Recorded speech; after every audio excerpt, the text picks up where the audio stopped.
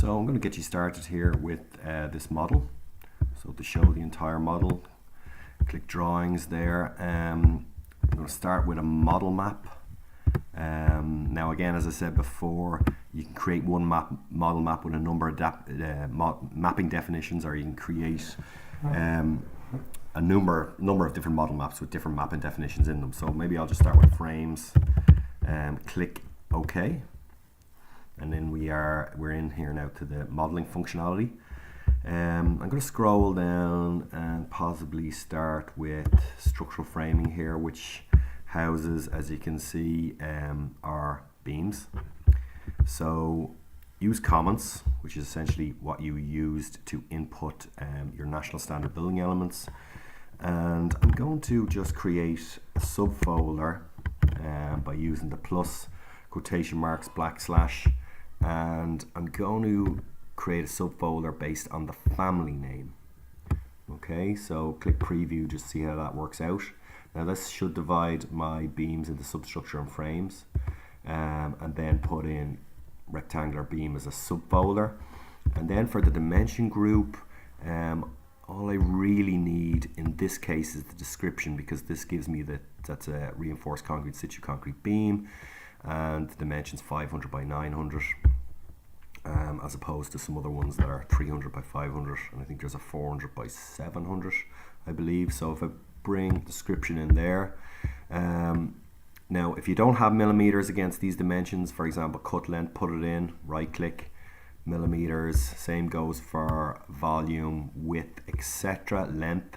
What I'm going to do is use cut length. I could use cut length, or I could use length. The cut length essentially will be the length to the actual column. Stops here in terms of the column. The length itself will take it into the center line of the column, which is essentially not what I really want.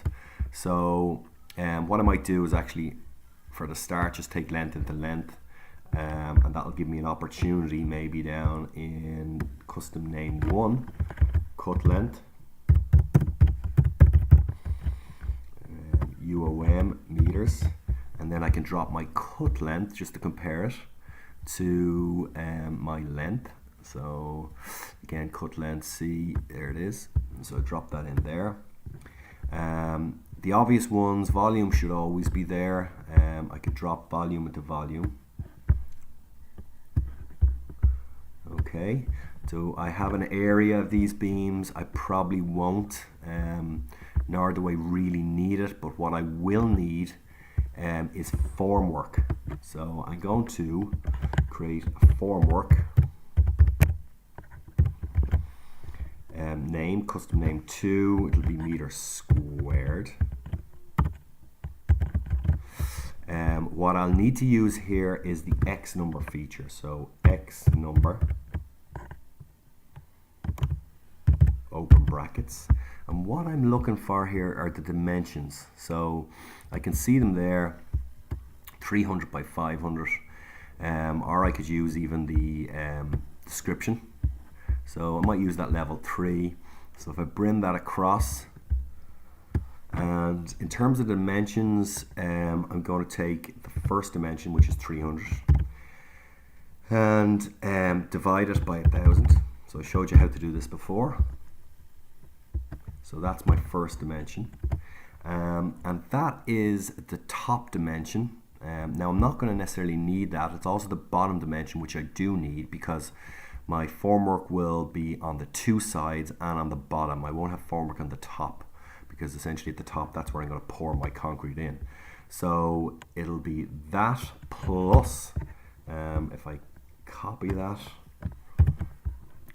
and then paste it, so the second dimension, and that second dimension is essentially times 2.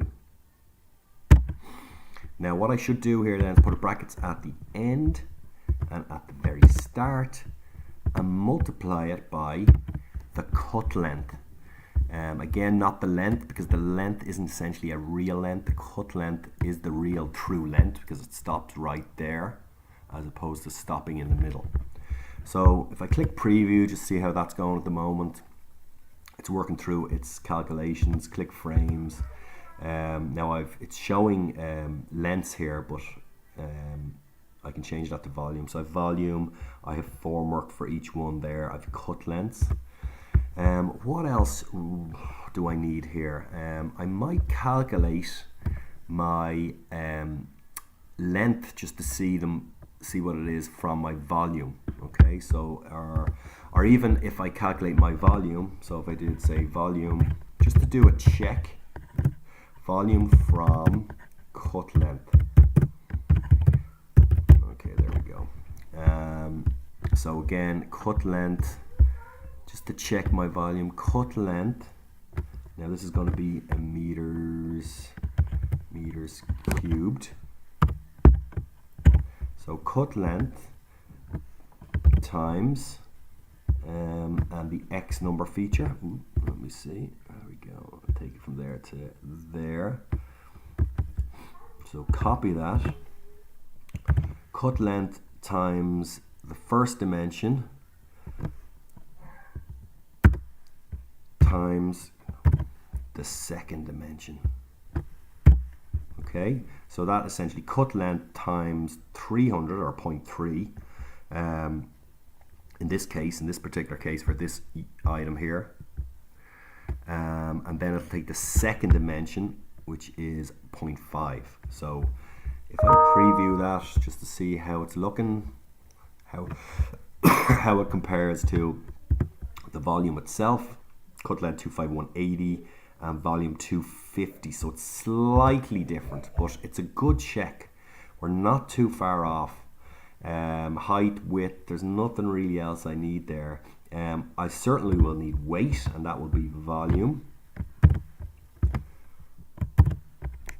times, let's say in terms of beams, we 250 kg per meter cubed times 0.001 to change it to tons.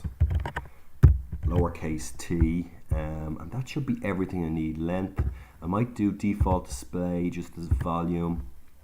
Scroll down, length, volume, weight, cut length, formwork, and then volume to cut length is just do a double check. And I think I'm happy enough with that there. Click preview again and see how it works out.